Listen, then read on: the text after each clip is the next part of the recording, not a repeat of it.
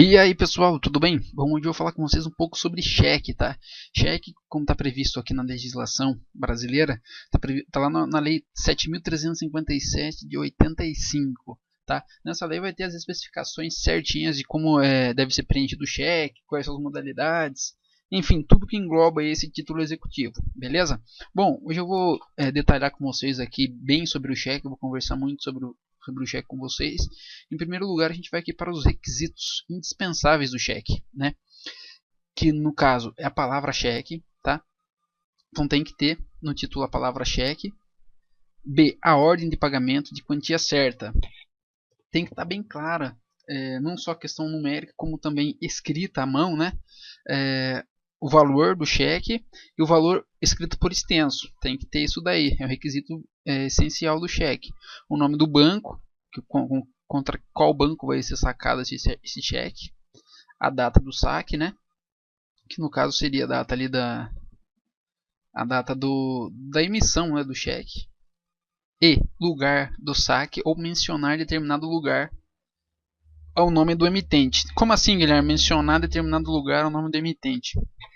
Por exemplo, às vezes você não quer que, se for um cheque cruzado, às vezes você quer que seja sacado em determinado banco. Então tem que ter a menção ali, determinado lugar. E por fim, a assinatura do emitente, né? Conforme a Lei 6.268 de 75, é obrigatório informar o CPF, no mínimo o CPF do emitente, né? Do banco. Que no caso, quem está emitindo o cheque, quem vai assinar o cheque, né? Então esses aqui são os requisitos indispensáveis do cheque, tá? Vamos vir por esse lado aqui, ó. O cheque, como é sabido, é ordem de pagamento à vista, sendo predatado apenas mero costume, né? Então, como assim, Guilherme? Predatado mero costume? Aqui no Brasil a gente adotou esse costume de predatar o cheque. O cheque não é predatado. Por exemplo, se você pegar e passar um cheque hoje para uma pessoa com vencimento para amanhã, tenho certeza que se a pessoa depositar hoje, lógico, a data de hoje, se colocar lá embaixo, predatado, ou daqui 30 dias, eu vou dar um outro exemplo. Você emite um cheque hoje, e para daqui 30 dias, você quer que a pessoa vá lá e deposite, pré-datado. Se você for apresentar no banco com 10 dias após a emissão, o banco vai receber normalmente. O cheque é pré-datado, né? O cheque pré-datado é um costume, então o banco tem o dever de recebê-lo à vista. Lógico que vão informar, ó, tá pré-datado, mas você vai poder receber sem problema, e vai ser difícil também uma pessoa receber uma ação de indenização em relação a isso.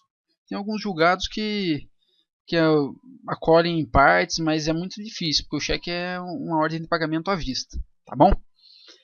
Em seguida, eu vim desse lado aqui, ó, no verde, falar um pouquinho mais sobre o cheque. Se o valor é superior a R$100, ele deve conter a identificação do tomador, quem está sacando o cheque, que no caso ali é o você vai destinar, né, você vai colocar a ordem de pagamento será para tal pessoa, no caso meu nome é Guilherme Victor. Enfim, qualquer pessoa tem que ter ali o nome da pessoa que vai receber o cheque. E atrás, provavelmente, ela vai assinar e marcar o RG dela. Então, se o valor for acima de R$100, a identificação do tomador é obrigatório, tá bom? Em seguida, vamos para aqui, ó, o rosa. A circulação do cheque pode ser feita mediante endosso. Sendo assim, o endossante torna-se o codevedor do título, tá? Então, por exemplo, se você endossar o cheque, você vai se tornar codevedor. Provavelmente você vai poder sofrer alguma sanção aí se tiver algum problema com esse cheque, né? Sei lá, uma ação de execução, uma ação de cobrança, enfim. Existem duas modalidades, a não à ordem e a não transmissível, tá? A não à ordem terá circulação no regime de direito civil. Sua transmissão não é vedada, tá? Então, a não à ordem ela tem como circulação no regime de direito civil e a sua transmissão não é vedada.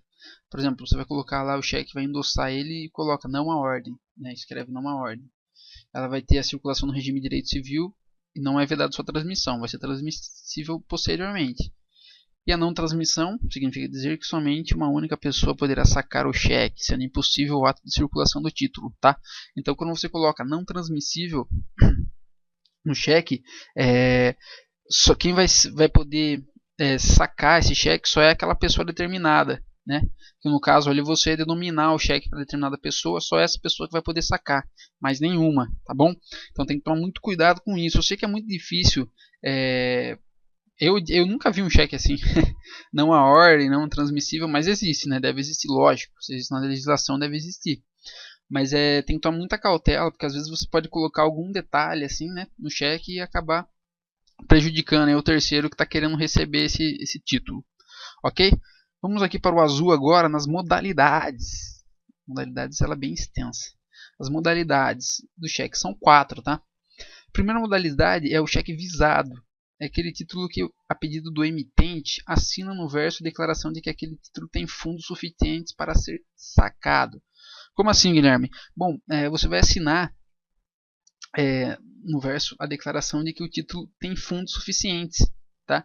É um cheque determinado. Por exemplo, você pega e avisa o seu gerente do banco que emitiu um cheque visado para tal data que vai ser depositado, e você tem que garantir, você tem que separar para mim, ou aliás, para o sacado, né, quem vai vir retirar o cheque, o tomador, desculpa, para o tomador que vai vir retirar o cheque, que em determinada data ele vai vir sacar tanto de valor. Então o cheque visado é uma garantia praticamente 100% que a pessoa vai receber o cheque, né? O cheque visado tem a finalidade de que quem está emitindo o cheque, ele vai informar o gerente do banco para que em tal data tem um valor disponível para ser pago aquele determinado cheque. Agora tem uma exceção, se a pessoa não for na data correta, o banco automaticamente vai pegar esse dinheiro e vai estar devolvendo para a conta, né, do emitente, tá? Então tem que tomar muita atenção com isso. Em segundo lugar vem o cheque administrativo. É o cheque emitido pelo banco, sendo ele mesmo emitente sacado, com a finalidade de liquidar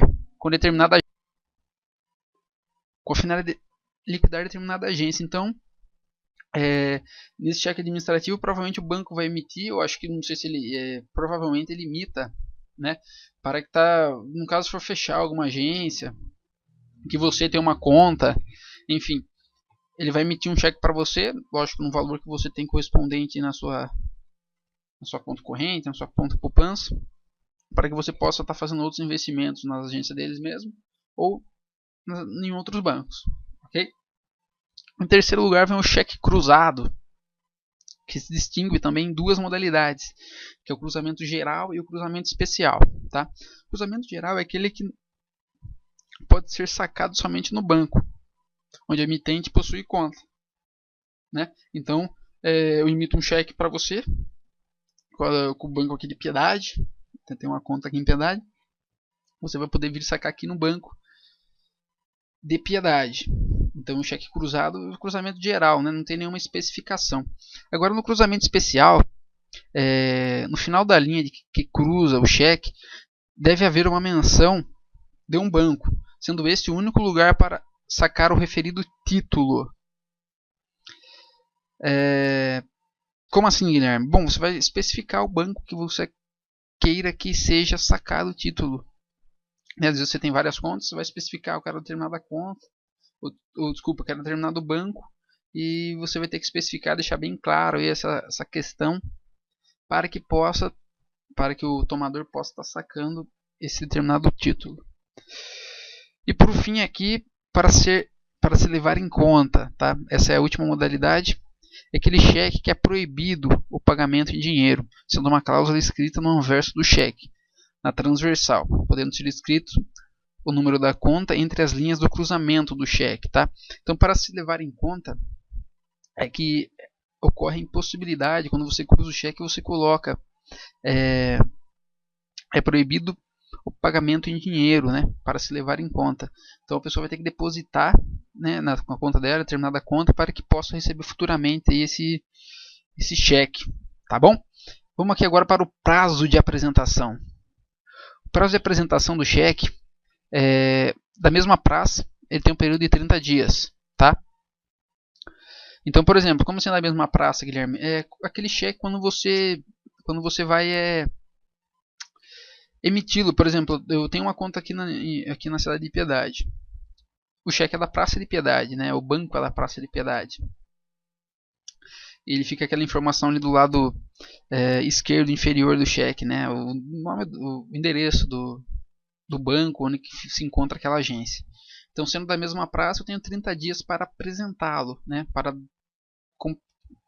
depositar ele na minha conta, 30 dias após, né, a data de emissão. E se for de praça diferente, por exemplo, se for de uma cidade de São Paulo, Sorocaba, enfim, outras cidades, o prazo de 60 dias após a emissão. Ok? E se a pessoa perder o prazo de apresentação, ocorre a perda do direito de executar o emitente. Né? Você vai ter a perda do direito, não a perda do cheque, mas vai ser mais difícil. Você vai ter um problema, vai esquentar um pouco mais a cabeça, vai perder um pouco de mais tempo para tentar receber esse cheque. Tá?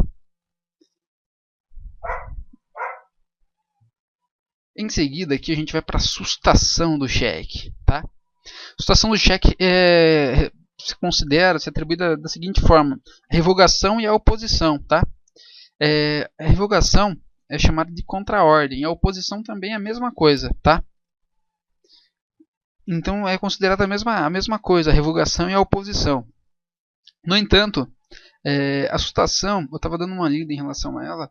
A pessoa ela tem somente o dever de informar o banco sobre que vai estar determinado título. Então, por exemplo, se ocorre a sustação, o banco não tem dever nenhum de contestar por qual motivo se trata isso, ou por qual finalidade. Enfim, ele só tem o dever de sustar o cheque e nada mais. Tá? Esse é o dever administrativo do banco. No entanto, os motivos devem ser fundamentados aí pelo emitente, que no caso, se ocorrer alguma ação contra ele, né, de estelionato, assim, ele vai ter que apresentar por qual motivo ele sustou esse cheque. No caso, se foi roubo, foi furto ou perda, né, do talão de cheque, enfim, ele tem que apresentar. No caso, vai ter que ter um documento concreto, um boletim de ocorrência, enfim, o que sustentar aí porquê da sustação do cheque, ok? E por fim, o cheque sem fundo. O cheque sem fundo será devolvido a título que ele apresentará com declaração informando o motivo. Tá? Então, se a pessoa apresentar o cheque, será devolvido para ela uma declaração informando por que foi devolvido, no caso sem fundo. O banco também irá respeitar a ordem dos cheques. Por exemplo, se dois cheques, né? Se dois cheques são apresentados e verifica-se que tem fundo somente para um deles, irá respeitar a ordem da data, que no dia que ocorreu o depósito do cheque. Se for no mesmo dia, será respeitada a numeração do cheque, que a numeração menor, né, que o cheque foi emitido primeiro, foi impresso, né, primeiro, deverá ser pago. Tá? Então essa é uma peculiaridade aqui do cheque sem fundo. Se apresentar dois no mesmo dia e você vai verificar, por exemplo, se tem o cheque 09 é de R$1.000 e o 010 é de R$100.000, provavelmente vai ser pago o 09, porque ele é o valor, foi emitido antes, né, foi impresso antes do 010. Tá bom? Bom, pessoal, é isso. A relação do cheque eu tentei aqui deixar ela de forma bem clara para vocês, com um mapa mental gigantesco aqui. Eu vou deixar esse mapa lá do meu blog, está disponível para quem quiser fazer o download, para estar relembrando aí dessa aula e provavelmente lembrando também no dia de uma prova, enfim, quando você for estudar sobre esse assunto. Beleza? Bom, eu vou ficando por aqui. Quem gostou, deixa um like aí que vai me ajudar demais, você não tem ideia. Se você não está inscrito no canal, se inscreve. Semana que vem tem novos vídeos sobre direito. Eu vou estar comentando sobre algum tema. Eu não trato só sobre direito empresarial, né, que no caso é o cheque aqui. Trato sobre outros temas também. E acompanhe meu blog lá. Toda semana tem notícia, todo dia tem notícia diária sobre direito. Beleza? Eu vou ficando por aqui. Um forte abraço e até mais. Tchau, tchau.